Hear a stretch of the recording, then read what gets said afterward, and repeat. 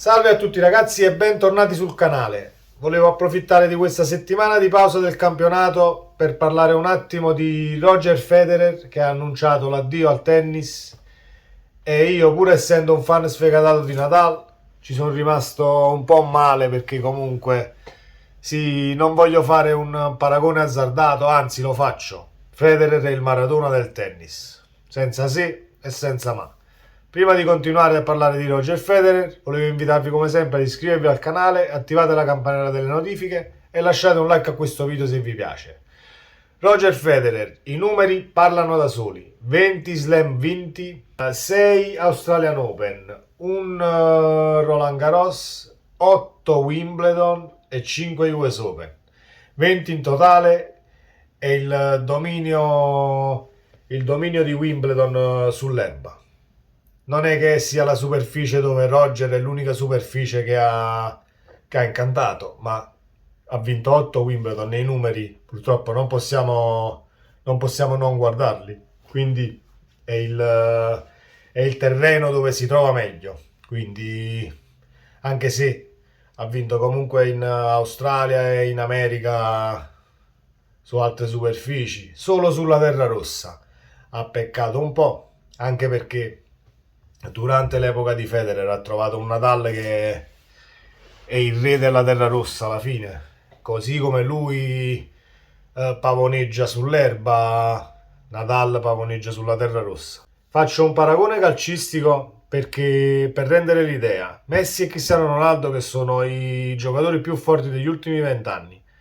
Messi fa delle cose che gli vengono naturali, una velocità di pensiero e di passaggio che è fuori dal normale e fa delle cose impensabili. Cristiano Ronaldo le fa uguali, solo che Cristiano Ronaldo deve allenarsi per arrivare allo stesso livello. Invece Messi è una cosa, ovviamente si allena uguale, però a molte cose gli vengono naturali perché è nato per giocare a calcio. La stessa cosa succede nel tennis tra Federer e Nadal, o Federer e Djokovic, che Nadal e Djokovic più o meno come intenzione di tennis siamo lì. Prendiamo Nadal come esempio: Federer è il Messi in questione e Nadal è il Cristiano Ronaldo in questione. Nadal cuore oltre l'ostacolo, fisicamente tutto fisico e agonismo, e invece Federer è tutta leggiadria e classe.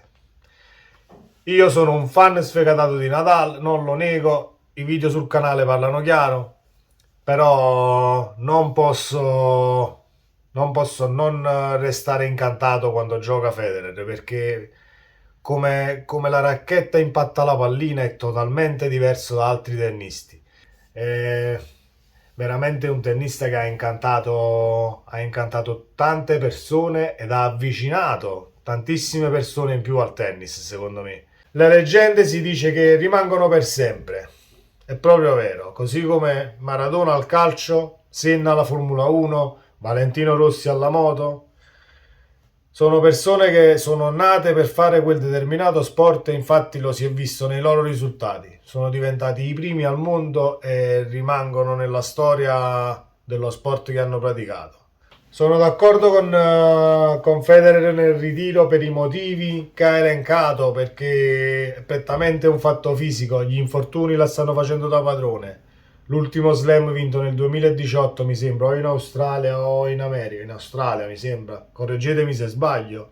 Comunque, gli ultimi 3 anni condizionati dagli infortuni, e se sei stato, e sei stato una leggenda e il più forte di tutti i tempi del tennis, almeno definito anche da suoi ex colleghi, ci sta in ritirarsi.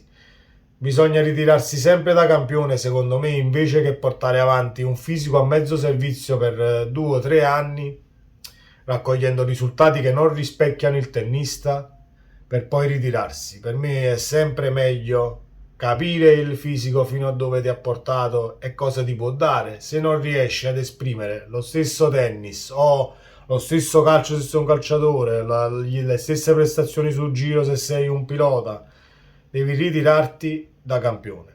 Sono completamente d'accordo con questo. Quindi facciamo un applauso al grande Roger Federer e tutto quello che ci ha regalato e tutti i colpi che ricordiamo tutti quanti. Almeno chi l'ha visto sa di che cosa sto parlando.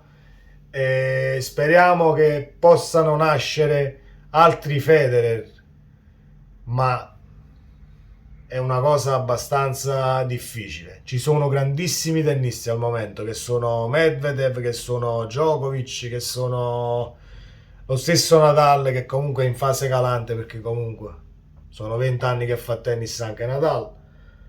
Però Djokovic, Medvedev su tutti. Io ho visto l'ultima finale tra Nadal e Medvedev, mi sembra, a gennaio scorso in America.